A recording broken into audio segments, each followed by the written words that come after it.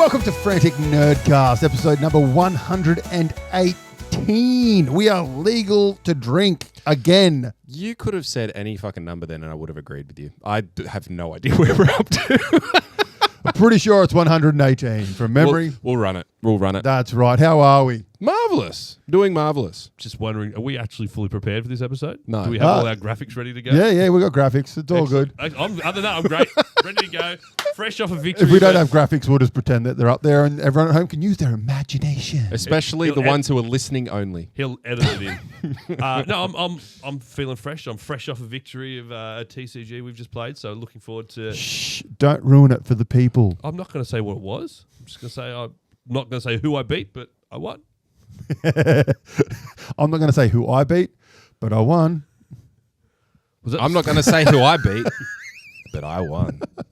Oh, who won? Tell us in the comments. Tell us who won. It's a great Frantic start. Yep.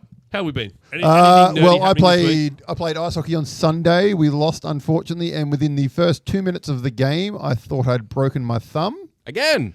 Yeah, so I got a nice bruise on there now. That's not broken. And it was at the point where I couldn't physically bend it, and it was swollen as hell. And like I don't bruise easy, and it was bruised. Oh. So I went to the hospital. Old. I was at the hospital for 8 hours. They said, "Yep, you've bruised it." So it was soft tissue damage. He's been there for 8 hours. So what fucking board game, movie, book, concept did he come up with while he was there? No, I slept. That's a rarity. You don't sleep. I slept. I was so tired. I just played hockey, driven from the Central Coast back to Newcastle. I was done. I was done. You know what I did during the week? I Bought a computer?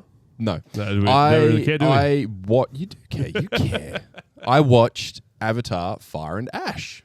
Have not even watched the second one. Don't watch the second one. It's shit. I've watched the first one. Haven't watched the second one. No interest to watch the third. The third one's good. Yeah, I have heard that the third one is good. The third one's good. Like my honest opinion, it's fucking long, but my opinion is that if this came out like as the first of the three movies, it would be the best of the three, because that's a bold claim. People love that first one. Yeah, because it was okay. It's Fern Gully in space. Yeah, exactly. And this is Fern Gully in space on crack with fire. And it just, in my opinion, with a weirdly attractive alien. Yeah. Is it the same bad guy? Kind of. Humans. Humans are the bad guy. No, but the face of the bad guy in the first one. Yeah. Who died, same bad guy. They brought him back. Yes. In the second Yeah, one. he came back as an alien, didn't he? Yeah. No, like his mind's in an alien or something. Yeah, so the idea is they can back up. Doesn't he bang the alien in this one, the fire alien? Yes. Yeah. Bangs the fire alien in this one, but they're always teetering on that. He's bad, but he's got a good streak. He's got his kid there as well. Because his kid is the human who's running around with all the aliens at the moment. Oh, is that who that is? Yeah, the kid with the dreadlocks. So that's his. Because all of Sully's kids are aliens, aren't they? Correct. And then Ripley's now an alien as well, isn't she? She's reincarnated. Basically, yeah, because the idea is that the Avatar. Sorry, Sigourney Weaver, but she's Ripley. Sigourney Weaver. So Sigourney. I was going to say, isn't Ripley a different franchise? I went straight. I knew exactly. Yeah. She's Ripley. She'll always be Ripley. Yeah. So Ripley's Avatar from the first movie. The idea is that it got a seed from Awa, the Mother Earth type thing of the planet. Got the seed, so became pregnant as an Avatar. And then that was how the girl was born. And that's James Cameron was on some fucking crack when he came up with these whatever movies. he was on, he was having a great time. But yeah, I genuinely reckon that this movie of the three is the better of the three movies. But because you lose the wow factor of, hey, this is a new idea type thing, you've lost that. So I think that might be what draws away from it a bit. But I think it's the better movie of the three. Well, I enjoyed it. Speaking of long, here we go. I'm hoping to go see The Odyssey on Saturday. Oh, yeah. I am looking forward to this. I've heard only good things about it. I've heard good things. Now that I've actually watched the trailer properly, I'm much more engaged and enthused to see it. But is there another trailer? No, it was just the old one. I just hadn't seen it properly. Yeah, okay. Because I didn't like that first trailer. That put me off. I was just more worried, was this going to be one of those movies where it's made to win awards?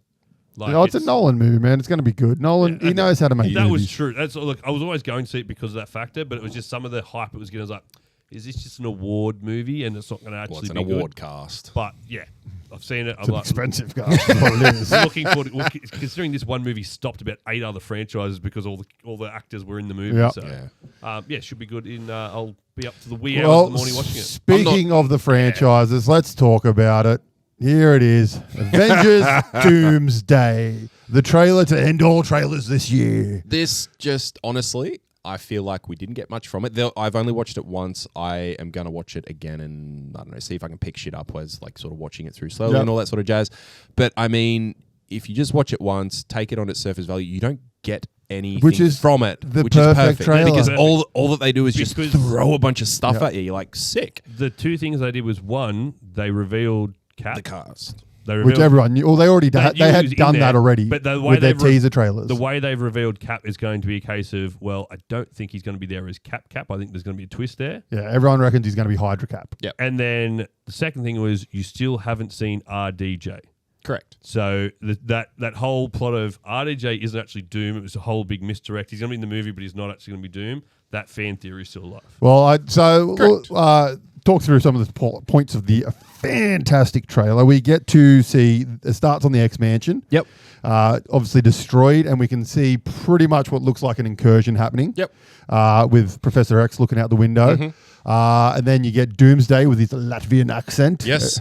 Doom talking, which is just fantastic. Marvelous. And we see a couple of other cool things, but then you get to see Mystique was you get to see the sick. X-Men fighting, obviously the Avengers. So we got Gambit versus Shang-Chi. Yep.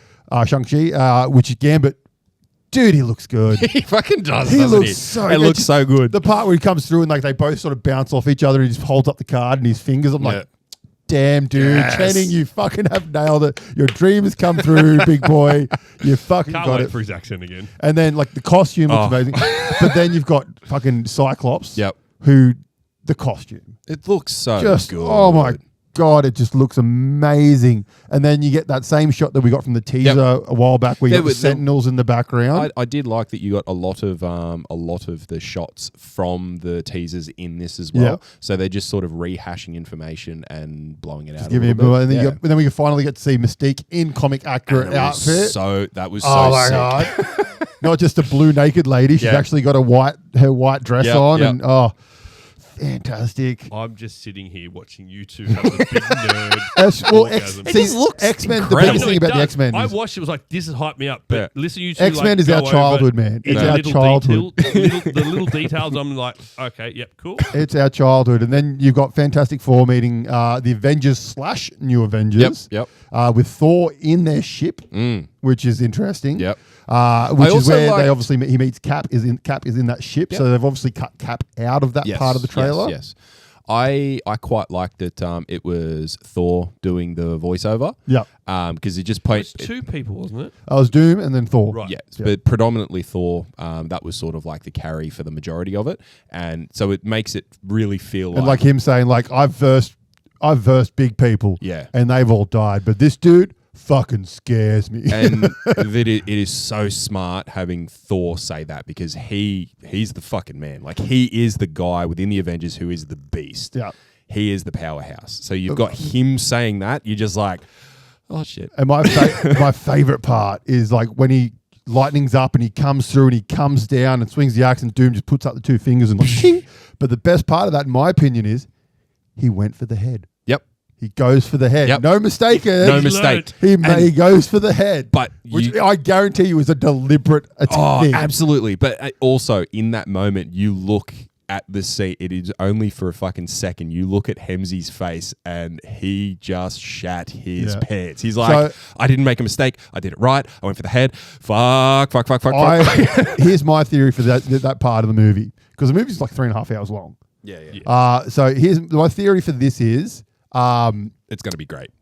Doom is traveling between dimensions, stealing power sources to try and stop the incursion, because that's basically what he does. He's trying to do in Secret War, is stop the incursion. Yeah, okay. So he's stolen love. Yep. So he's stolen Thor's daughter Yep. because she's connected to that Omni being thing from Love and Thunder. Time, I think it was. Yeah. So whatever it was called. He's stolen her for her power, stolen Franklin for his power, which is the Fantastic Four's kids. Yep. So Thor has goes to his brother to put him into Fantastic Four's dimension, which is where we know Doom is because we saw the Latvia thing on the UN. So he's in that dimension. The part where he's praying to Stormbreaker in the forest, that's the same scene where he's fighting Doom. I reckon that's in Latvia, and he's trying to get love back and fight. And that's why he's with Fantastic Four when they travel to 616. Yeah, okay. So I think that will be the start of the movie. I reckon. Okay. I was just saying, and the idea is that whole thing because of that, all that like transdimensional type shit, whatever. And I think that will be the basis for Secret Wars. Yeah, so I reckon it's 616, 828, and whatever they're calling X-Men's universe. I reckon they're going to be the 97. Is it? I don't know. That'd Actually, be sweet. they probably should be. Should be. I reckon they will. They're the 3 planets that are incurring that are having the incursion happen, and so that's why they're all kind of. So by incursion, you don't mean an army invading. It's no, so it's the dimensions merging Okay. together, which is what all the TVA stuff's about. Question. So the timeline you're talking about, end of Fantastic Four. Yeah, so that's 828. We see them arriving in with the new Avengers. Yep. No, so that was the end of Thunderbolts. Thunderbolts. Yeah. Oh, sorry, end of Thunderbolts. And what happened at the end of Fantastic Four with them? Nothing? We saw Doom with Franklin. Yeah, Doom Right, over the bassinet. That's it. Which So- is probably, which I reckon is he's taken Franklin then, and then that's where Fantastic Four have gone, oh shit. And Yeah, so hightailed. if your timeline is correct, I think we will see at the start of the movie those sort of teasers we've seen at the end of the other movies expanded upon before the movie sort of starts. Like that'll be the first 15, 20 minutes. Sort of. Yeah, I reckon they're probably going to do the same-ish thing that they did with Infinity War, where most of that trailer we saw was like the first fucking 20, 30 minutes of the movie. Everything after that we had never seen anything of. And I reckon that's going to be the same situation where everything we've seen in the trailer is like the first 30 minutes of the movie. You know what upsets me? They can do such good trailers for this movie, and I'm not saying every movie is going to have the same hype as obviously this does because this is a next level movie, but your trailers can still be as effective as they are for this one as for any movie. Yeah. Don't I mean, spoil the movie in trailers like they do constantly. Well, I think the other difference is they've spent $300 million US on marketing. So one thing I'll also say is that I think learn so you can do it yourself. I think the Russo brothers, they're at the forefront of everybody has access to information immediately. And they're at the forefront of, you know what, we need to find a way to navigate this. So you know what, we're going to tell you the fucking cast. And we're going to tell you pretty much day one, this is the cast. And like there was that, we had a conversation about it. Like, do we want to know? Do we not want to know? We understand why they did it, whatever. But they've done that. And then they've released teaser trailers that you're like, well, we already knew they were going to be in it. And that looks fucking sick. Yeah.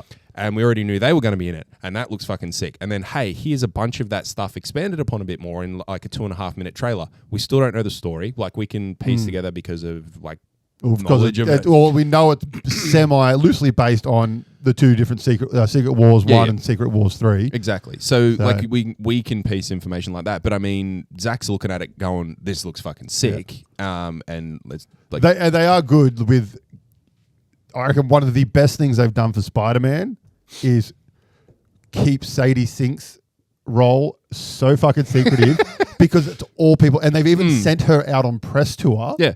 And she's not allowed to talk about the movie. So she's literally just sitting there and people are like constantly asking her who you're playing, and trying new ways to do it. And people are just watching it. Yeah. Hopefully that she does a Tom Holland and fucks up a little bit, but she's nailed it. And the difference is that Tom Holland does, like he says, he fucks up immediately. yeah.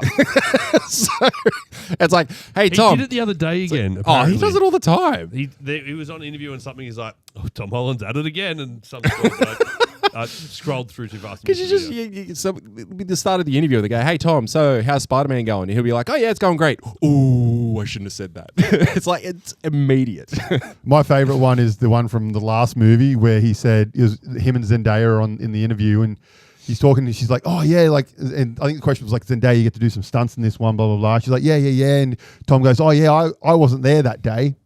And then you can, and they just keep talking, but you can see the look in his eyes and his face where his soul just drains from his body. He's like, fuck, because they're talking about the scene where Andrew Garfield jumps off and saves her. Yep. And you could see the thing, and the same dude interviewed him again, and talking about, he's like, yeah, I've watched that video so many times, and I just watch my own soul just die. Brilliant. But Avengers Doomsday, it's going to be fucking amazing. It's going to be huge. And then Secret War is, that's going to be ridiculous. The fact that it's 12 months away as well. It's already filmed? They're filming now. That's now. right. Yeah. So supposedly Spider-Man isn't in this one. He's not in Doomsday. He will be. In the comics, he plays a major fucking role in Secret War. That's where he gets the alien symbiote in the original run. I wonder if next week we'll explain his reason why he's not in Doom. It's got to have a major impact with it, just for the sheer fact Sadie Sink's character is in Secret War. She's already been confirmed, and a lot of the young Avengers have been confirmed for Secret Wars.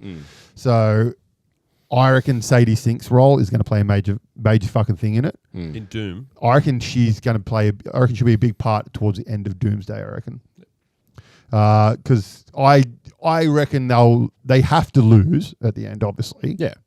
Just in Doomsday, they are going to lose because it'll be a setup for Secret War. Yeah, because Secret War. Are you going to be upset if they win? No. No, but I mean, Absolutely not. Depends on how they something has to happen for Secret War to happen, because Battle World has to be made, which is Doom ruling over it, and it's a convergence of these different dimensions into one. Or they'll literally go down the route of separating the two. Doomsday, he loses in Doomsday, and therefore I'm coming back in Secret Wars to do X, Y, Z. So they might go down that route. He loses the battle, not the war. Yeah, sort of thing. exactly. But I was going to say, like, you've seen... Could go one of so many different fucking ways. What the Spider-Man one, where Spider-Man effectively wins, but actually as a result of winning, he actually loses because of exactly. and all that sort of stuff. So wouldn't surprise me if it's the same sort of thing. They win, but by the act of winning, they cause some other fuck up, which leads absolutely. to It could be they win, but it'll be that thing of the sliders thing where they get back to their own dimension, it's like everything's changed, and like they're like the X-Men come out, and that's when we get our new X-Men at the end of Doomsday. Yeah, maybe. Speaking of X-Men, have you been watching 97? I've watched the first 4. Oh, so which was so fucking good. Like, so they did Kang's the future, back, baby. They did the future, then they did the past, and just those 4 episodes. Oh, and they did X-Force. Yep, and it was sick. I love the start. That it was X-Force instead of X-Men. That was good. But yeah, we got a new Kang. Yep, that was pretty cool. He came up and he said his name, and I'm like.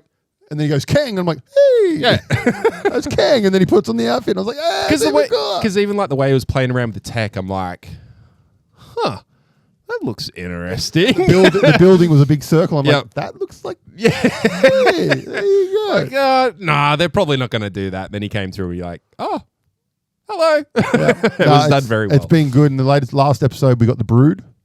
Oh, did we? Yep, Sick. which is cool. So how many are out now? Is there 5 or 6? There's got to be 5. I think there's a newer one that I haven't watched yet. Maybe the 6th came out yesterday. Yeah, I think so, maybe. Can't remember. But yeah, no, it's really good. Yep. It's really, really good, man.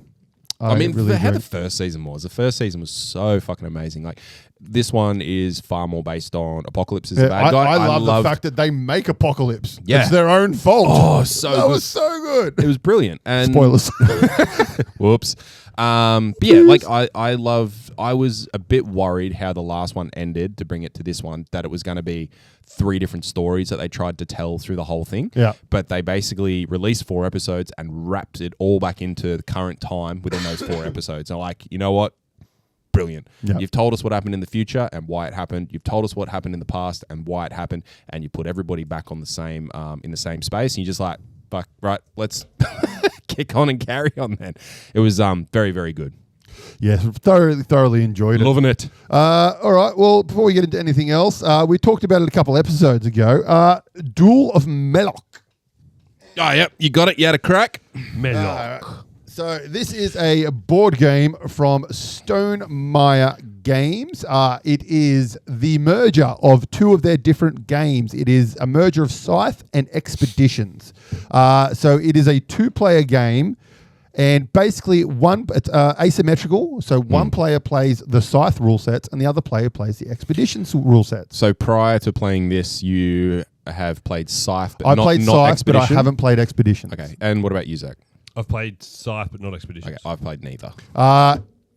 It's fucking amazing. So I played it solo because it comes with solo rules. All Stonemaier games come with solo rules, and they're always fantastic solo rules. They actually do really, really good step-by-steps too. Done by the Automa Factory, Yep. who does all their solo rules. Now, this game cost, I think I got this, the metal mechs, and the space and the aircraft, which you use in Scythe, because the both factions of this are compatible with the Scythe and Expeditions games.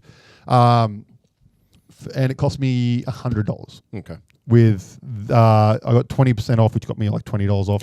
Local, Free shipping. online. That was Australian shipping because it came from Let's Play Games. Cool. And it took like 3 days to get here. Fantastic. Really good fun game. Comes in neoprene matte. And obviously I got the metal minis, so they're really nice metal minis as well. So you're paying $100, but it's quality. Yeah. Like 100% I know quality. Stonemaier, the All games their that you games, get, yeah. they are done very well. Like even They just are the quality. box is really good quality. So yeah, if you have Scythe and Expeditions, you can use the factions that come in this with those, or if you have Scythe and Expeditions and you get this, you can use every faction except for one, I think, from Expeditions in this. Okay. So you can play with different setups and all that kind of stuff. So realistically, you could probably buy the rule set and just use your other factions, or is there too many other like tokens and stuff? That Well, there's additional cards and stuff in there, and the rules kind of because there's combat cards, but you have to use the combat cards from this. Sure, Everything else you can use the standalone cards, and then there's the components, and there's a specialized mat that you need to use. Cool.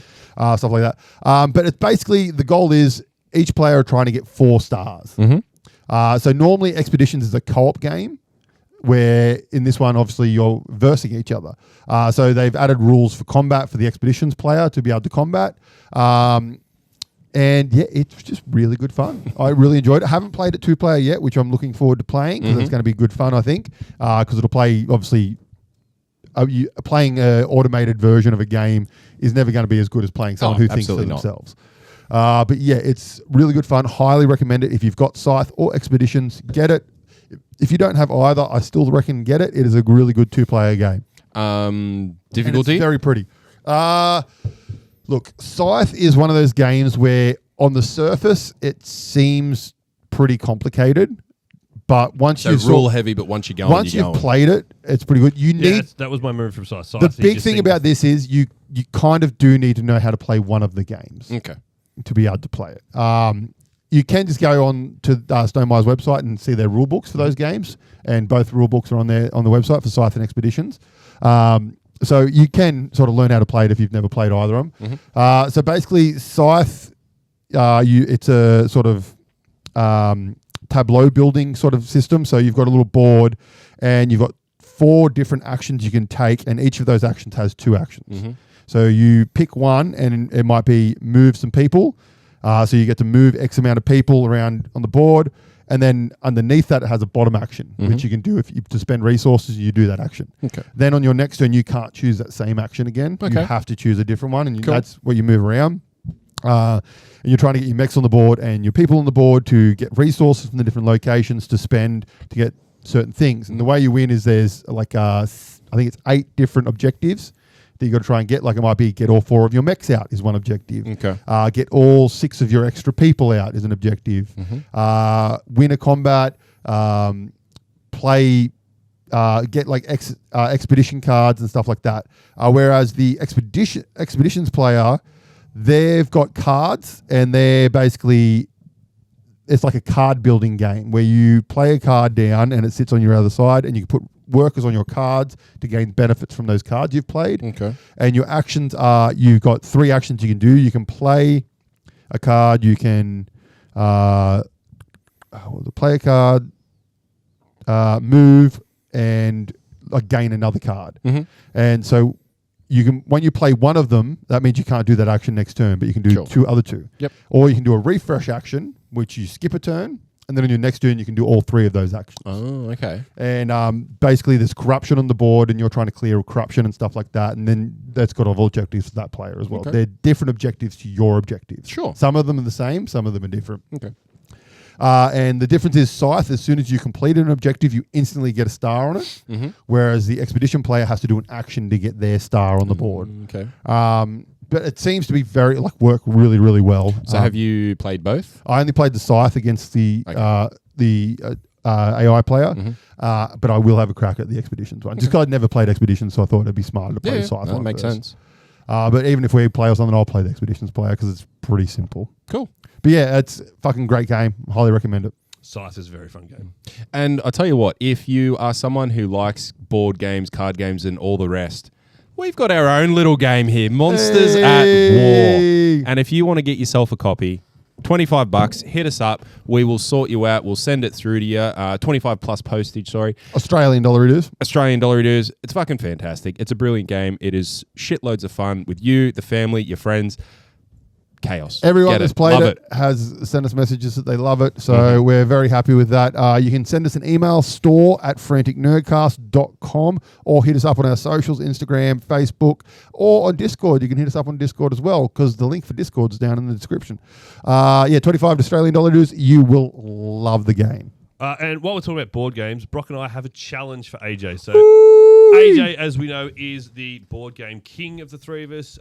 Knows more about board games than I think he knows about most other things, really. Pretty much. So we're going to set him a little... More about board games than life. Basically. Board games are life. So we're going to set him a little blind rank challenge. So Brock and I have each come up with 3 board games each, and AJ has to rank them 1 to 6 in terms of his enjoyment or whatever system you really want to rank them from 1 to 6 for. Now, you know how the blind ranking works, don't you? No. No? Okay. Oh, is that the S rank?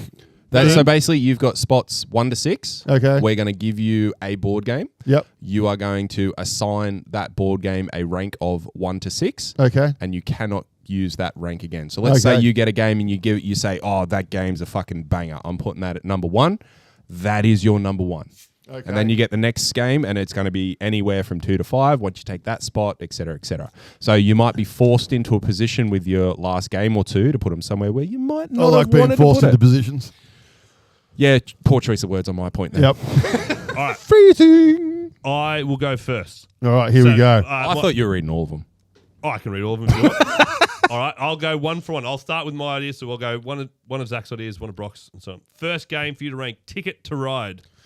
The basic game. 6. 6? Yep, that's an easy one. Can you give some reasons why? I don't really enjoy the game that much personally. It's a really good gateway game. It's very easy for people that have never played games to pick up. It's probably one of the easier of the Euro games. There are 25 million different versions of it you can play with. Some of them are harder than others. Like I've got the German one, and it's harder than others just because the names are fucking weird. You've got to sit there and go, where the fuck is this? I just don't know where that is. No. It's a good fun game, but it's very simple. And yeah, it's a great gateway game, but not one of my personal favorites. You can keep track of where he puts everything. Oh, fuck. All right, so game number 2, Sagrada.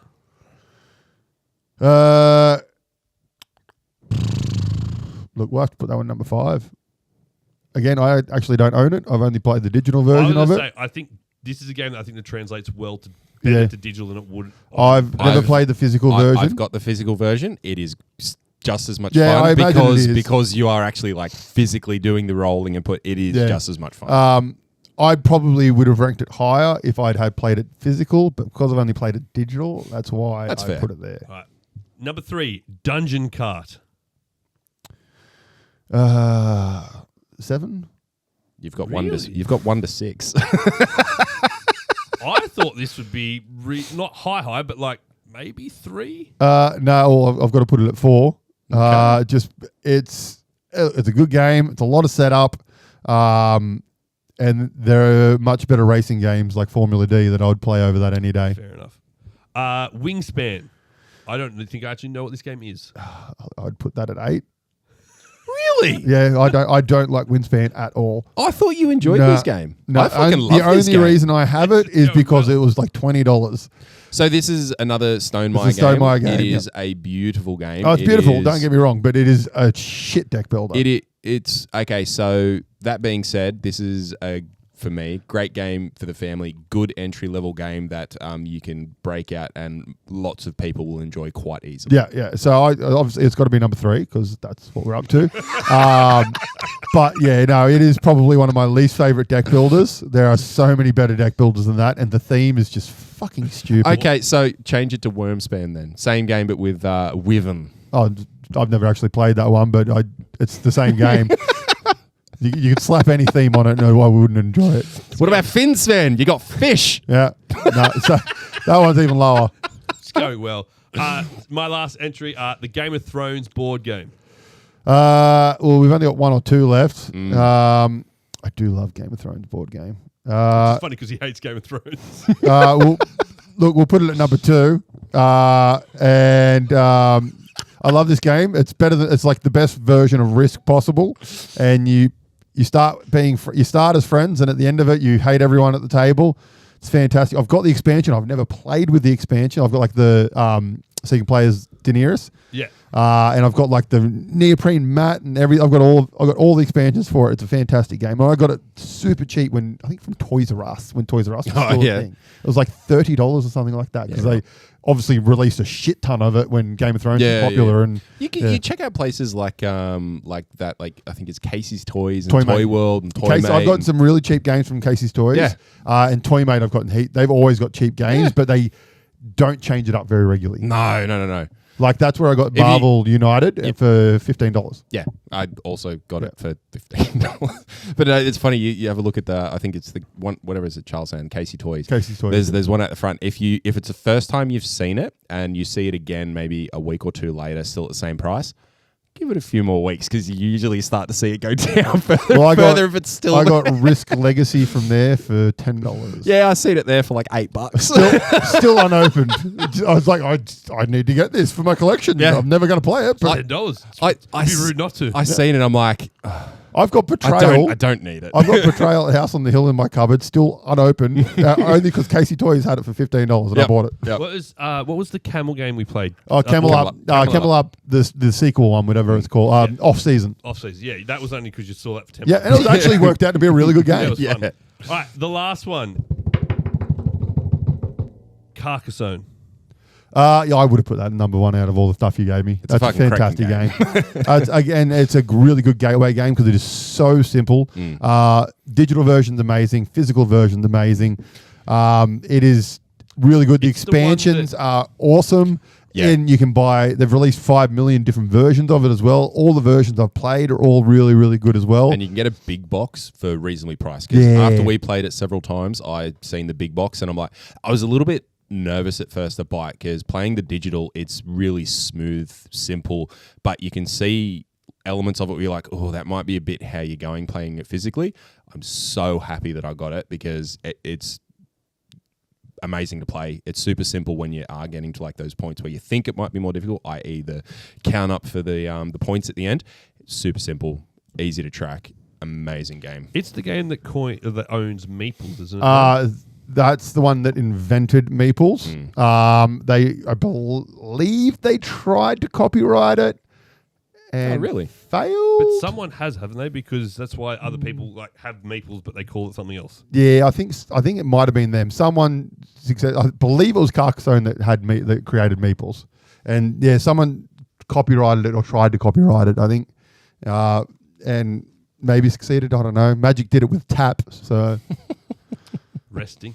Yeah. The term meeple is not copyright. There you go. They tried to, I believe. All right. Well, that's a blind ranking. It may not have been as successful as we thought, but you got the list you wanted in the end anyway. You could have picked some better games. Well, I was trying to think of some. But it gets just a little bit better. It gets a little bit better. However, the board game publisher Hans im Glück, makers of Carcassonne, secured trademarks for Meeple in the European Union 2019 and owns trademark protections for the classic human-shaped Meeple silhouette. So that shape they own. Right. Yeah. That's why a lot of games now come with like different shaped ones. Speaking of that shape, have you seen... I've been trying to talk about this for weeks and keep forgetting as we're sitting here. Have you seen the new game that's sort of gone viral, that Mecha Chameleon? Yeah, the painting one. The painting Yeah, where yeah. like, so you're a little white stick Yeah. figure and you got to go and hide and stuff. That would be a cool game if all three of us could actually get together and stream that one together. Or not necessarily not physically in the same place, but you know what I mean? Yeah. Through the ones of the interwebs. It AJ did the- does some technical support. Destroys the set. It did the rounds. Seen a bunch of stuff on the reels and whatnot. Like even Shan came up and she goes, "This is fucking amazing. Like, how do I play this? I need to go and play this right now." I'm like, "Look, you could try it on my computer, but I don't think it's gonna go well." But it's one of those ones where it's like that popular. It started to bleed into like other mainstream things, like all these like soccer clubs and stuff. Oh, like, absolutely. Can you find the chameleon in these photos? And Oh, that game. Yeah. I've seen it. I know what you're talking about. What you're talking about before, I'm like, I know fucking idea what that one is. yeah, the white person, you go around, hide, you got to Yeah. paint yourself. I mean, some of the things people come up with, like there in the roof as a security camera, is pretty funny. One of the funnier ones that I've seen is like there was some horse statues and it just came out and they got two of them together to look like a dick and balls. Yeah. So it just looked like a dick and balls hanging on the bottom. There's one where they all lay down on top of a cake to look like a decoration. Yep. And then you see ones where they just go and stand somewhere like kind of very obvious and don't do anything else, and people just keep walking past it. You're like, oh, it's brilliant. It was two people, like they went next to a door arch, like on the top of pillars, and so they just stood there, like because it was symmetrical. No one thought anything of it, just kept going past it. But it's just It's funny. It's a game that, if you've on the internet, you've seen some form of this game over the last few weeks, months. It, in my opinion, will be very short-lived. Oh, It's fat of the kind day. of like Among Us, I guess. It's just Yeah. like it was huge and then it just died off pretty Yeah. quickly once everyone gets over it. But yeah, it's not a game I could imagine myself playing many rounds of, but for a night it'd be pretty funny. Yeah, exactly. All right, on to a TV show that I watched the other day. And was this a TV show? So this is called Girl from Nowhere, The Reset. So it is a sequel series to a Thai show called Girl from Nowhere, where the original series, all of them on Netflix, is 2 seasons. And then the Girl from Nowhere Reset is a sort of reboot, but not a reboot kind of thing of it. And basically it follows a girl named Nowhere. Nero. And basically it's an anthology series where each episode is a different sort of situation. But it And circles around. basically this girl, she implants herself into, she's like a mystical being. It's never really described what she is, but she's a mystical being kind of thing. And Ice Cream Man that I keep saying that I want to see adapted. It's fucking she a comic. It's she sick. rocks up into a different school every episode, and in each episode something is happening that she kind of needs to, like, some injustice is happening and she needs to reveal, like not sort Ice of- Cream Man. He's she, not after she needs to justice. sort of bring the people that are doing it to justice. Like the first episode, basically this kid has been searching for this Nero, this rumored Nero, for ages kind of thing, because he gets bullied at school and like this guy beats him up and pisses on him and makes him do his tests and stuff like that. And eventually he's like about to commit suicide, and the sort of the first shot of her you see is just floating down from the sky and her feet touch. She walks in and she's just this weird ass girl that laughs and all this kind of stuff and helps him out. And then throughout that episode, she sort of reveals the bully to the rest of the world, to who he is. Another one is there's a group of guys doing upskirt shots of all the girls kind of in the school, and she kind of gets there and sort of releases those people to the world. And another one's cyberbullying and stuff like that. And So she's not in it much, but she's kind of. oh no, she's the main character in all the episodes. The first episode she's only like half the episode. The rest of them she's like the In whole it. episode Okay. kind of thing. And So like an observer, and then does the action. yeah, and it's see the repercussions. It's like semi horror. Yeah, okay. It's more like psychological horror-y kind of stuff, but it was really enjoyable. Yeah. I really liked it, and I'll probably go back and watch the original one now too. Western, Eastern, Thai. dubbed Thai. Thai, Okay. yeah. So And dubbed. I watched the dubbed version of it, yeah. But no, it was really, really enjoyable. It's on Netflix. Again, that and the original series. Apparently, there's a Japanese version that they did a remake of. And honestly, I would not be surprised if an American one gets done, Yeah, okay. because it's right for pretty much every country. Kind of. Yeah. It was one of those ones that's like #1 in 82 countries. You know, Netflix does that. It's one of those ones. You know what else is on Netflix? What's that? The Hawk. The Hawk. This came from left field, and I'm so I fucking had glad no it idea did. it was coming out. I did. I enjoyed it. I'm a little bit confused by it, but it was It fun. was fucking fantastic. I loved It was a feel good, random as fuck show with sprinkled hilarity and other random shit. It was fucking wild. I kept getting confused into who the protagonist and antagonist of the story was. Obviously, Hawk was the central character. Yeah. But at the start, he's a complete dick. Yep. And then he sort of has a redemption. Then he does another dick move throughout. But even as he's doing his redemption arc, quote unquote, whatever, he's still being a dick through that whole time. And then you're like, oh, am I meant to root for the son? No, he's a dick. And then it's like, the son was great. And maybe it's the bat. Maybe it's the guy who what's his name, Golden. Maybe it's Golden we're meant to be rooting for, and then he turns up and just goes, "Fuck you." You're like, oh no, not him either. The wife? No, not her. No, I'm like, I was a bit confused because I was like, oh, okay, they've done that. We're going to root for the okay, son you know what? It needs to be the caddy that we root for. Nope, not her either. She was amazing. No. This is the best role that I've seen her in. This is the first time that I've actually enjoyed her humor and being on screen and whatnot. My only other concern was there a few storylines they put in there that just sort of went to nowhere. Yeah. And I'm like the watch. Yep. I was like, oh, this is going to be cool, interesting. Like this is how the redemption's going to storyline's going to build around this watch. Nah. They mentioned the watch again. Nah. That's the watch is gone. The ashes being sprinkled. Yeah. I'm like, okay, he's rolled around the ashes. This is going to. He's realized he's fucked up here. Yep. Nope. No. Just happened. He has a redemption in the ashes, but not about the ashes. Yep. Speaking of that part, that's it's old love from She-Hulk and the multiverse of madness from Marvel. Tiana or whatever. Yeah, it's the drunk girl. Oh, okay, someone else that Wong hangs out with. Oh, right. That was the wife that he goes to sleep with on the green. I thought it was. I didn't really pay too much attention. I thought it was old love from Ted Lasso. I could. No, it's the chick from MCU, the drunk girl. The only character you hated from start to finish was who turned out to be, spoiler, the half brother. He was a dick, but the problem is I can't take him seriously because he's Jerry from Rick and Morty. I just have Jerry's character whenever I hear that voice. His voice is ruined for me. But other than that, I said the golf and all that sort of stuff was brilliant. It was actually somewhat relative as a golf. Some of his golf shots were a bit outlandish. Oh my god, this is one in a million shot. Worked off. Other than that, it was fucking great. I loved I loved all of it, but my favorite part was when they go to get the son from the poker game. He's like, Tony Hawk. He's like, no, not Tony Hawk. No, you're Tony Hawk. I'm the Hawk as well. No, Tony Hawk owns a massive $1 million skateboard empire. He would not be in Vegas. In an illegal backroom gambling. I don't. Oh yeah. Oh. But then everyone else comes in. By Tony Hawk, not Tony Hawk. Everyone else comes in. Oh, Tony Hawk. No, it's not him. No, I'm not him. But yeah, I just love the what led up to that moment because you had the son who is just he's the goody two shoes. He's with his wife. He's doing all the cleansing. He's having that persona, and then cut to next scene. He's with an escort getting his ass spanked with a whip. You're like, where the fuck did that come from? What the fuck? But even then, when you find him in the poker room, and then the next scene is him in the poker room with his hair dyed pink. You're like, what?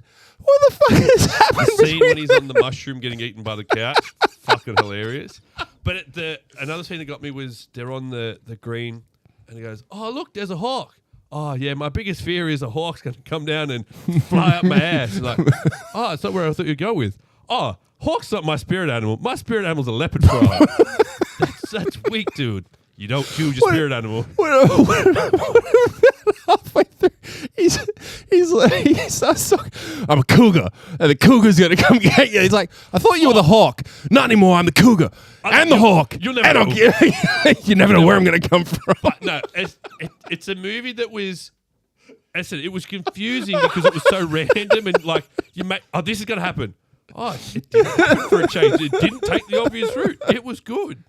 It was mayhem, and it was very, very enjoyable mayhem with so much laughter. And I love the little cameos from the professional golfers too. Yeah. That and when they didn't Happy Gilmore, outside of the 3 ones that were on his team, like the cameos they did in the side bits in Happy Gilmore and this one have all been done really well. Yep, absolutely. Go watch The Hawk. It's fantastic. It is a fantastic show. I Give it a thought crack. it was going to be a movie. I didn't realize it was a TV show. That's where I thought it was Yeah, going to be like a sport movie.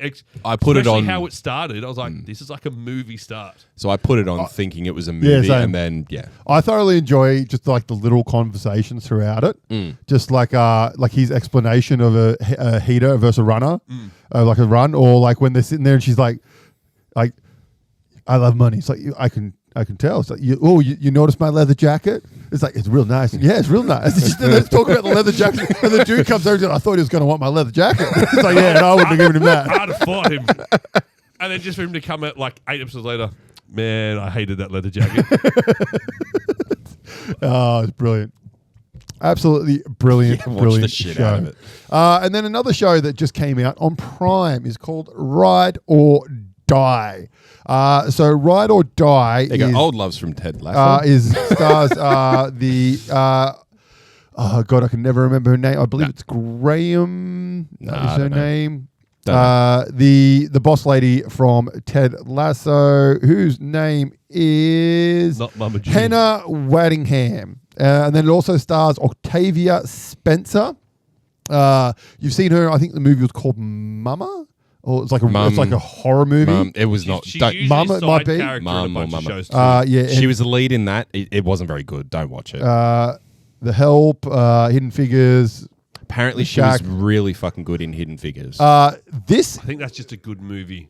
was yeah, fair. I wasn't expecting to be really, really good, enjoyable. So basically, the storyline is that Hannah's character Judith is an assassin, and Debbie is her best friend. She is the wife of a guy who's essentially on his way to trying to become Prime Minister of England, and obviously Debbie doesn't know that Judith is an assassin, but she has just turned 50. And the agency that she works for essentially are trying to out her because she's old and she's reckless and doesn't follow the rules, kind of thing. And then basically after she gets told that she's got one more job left, she goes on this one job to kill this guy. The whole thing gets botched and there's like murders and stuff. And then essentially the agency's after, and then these people are after her and those people are after her. And Debbie finds out, and Debbie and Judith are arguing. So is it quite a little bit Mr. and Mrs. Smithy sort of thing? In that terms of sort of down that vibe, yeah. And there's a fantastic scene because it has a lot of female empowerment stuff in it, obviously, because it's female-led film. And there's one scene where they're in a hostel, and that's the only place they can stay in this place where they're at. And obviously the room is just full of all like young girls, and they're all passed out during the day. And so one of them tries to take a phone to like Google something. And then one of them wakes up, then all the girls are waking. Yeah. It's like, and then she's like, oh yeah, my husband left me and blah, blah, blah. So all the girls are like, that's outrageous. We're going to help you find this girl. And it goes on this daisy chain of like, this person messages that person calls this person. And like, within like 2 minutes, it's like people talking. And we found him. And you're like, I'd believe that. I would believe that. But it's just one of those ones where it was really enjoyable. And then as it progressed, the actual whole spy drama part of it got deeper and deeper, and more lore and stuff worked into it, and actually ended up being really heavy in story as well towards the end of it. And yeah, it was really, really enjoyable. And I think Hannah Waddingham. Yeah. Hannah Waddingham. She's a fantastic actor. Really, really good actor. And she was great in this. All the other actors in it were really good. Bill Nye's in it. And yeah, it was really enjoyable. I highly recommend it. It's on Prime. I think it was 8 episodes from memory. usually are. Yeah, 8 episodes. Yeah, give it a watch. You will enjoy it. Marvelous. It's being enjoyable, especially by Brock. Brock actually bought some Pokemon cards recently. Oh my god! Oh yeah, I did. He got some hits. I'm too, like, mate. yeah, I did. So bought a booster bundle, 6 packs in that. So Shan, you pick one. Shan picks one. Riv, you pick one. Riv picks one. I get one, and then do that again. Riv got nothing. I got nothing, and Shan got I think it's like the second chase of the set The or something. Morpeko or something. The Morpeko SIR. At the time, it was a $200 card, but that was release day, so it's probably like $3 now. And another $3.50 and an IR as well. But I was pretty fucking stoked to see that Morpeko coming out because it's one of the nicer cards of the set. I've opened 3 packs from it so far and pulled 2 hits out of it. They were 2 random ones from I just bought randomly at Kmart as I was walking through. But yeah, that was why I did it. Speaking of positive experience with Pokemon, make sure if you're after cards, you head on over to GrindZone TCG. Absolutely. The link is right here as AJ works his magic. So GrindZone TCG, lovely bloke, Mr. GrindZone himself, as he's now coined by us. It's been trademarked. Chat to him, legend dude. His birth certificate has been changed. Yeah, everything's been changed. Passports, all that sort of stuff. But yeah, knowledgeable guy, lots of great stock, reasonably priced. Is now a Play Store as well, so he's running his first casual play event last week. Was massively successful. He's just running another one this week. So yeah, if you are in Sydney, the Brookvale area in particular, make sure you go down and check him out. If not, head on over to the website and purchase some of the goodies online. And yeah, I mean, just getting that from the Pokemon was amazing. Beautiful Morpeko card. Awesome. All right. Well, that's pretty much all we've got time for in this episode. Nice, a short one. By short, I mean just under an hour. It's rare for us. It's very rare for us. Thank you very much for watching slash listening. Make sure you grab our game if you want a copy. $25 dues plus postage wherever you are. Hit us up at store@franticnerdcast.com or on the socials. Head over to YouTube. We've got Plays Games coming out Monday weekly. There's been a little bit of a break, but episodes will be coming back out shortly. TCG Tuesday obviously comes out on the Tuesdays, and the podcast comes out every Friday. Bingo. So until next time, bye. Stay frantic. Cheers. Hey guys, thanks for listening to Frantic Nerdcast. You can find all our latest news and information on Facebook or at franticnerdcast.com. You can find us on Instagram at Frantic Nerdcast. Find AJ at Weird Art by AJ. Find Zach at Frantic Kaz and myself at Frantic Brock. Please make sure to head over to our YouTube channel and subscribe for more YouTube-only content like Sequelize It and Plays Games.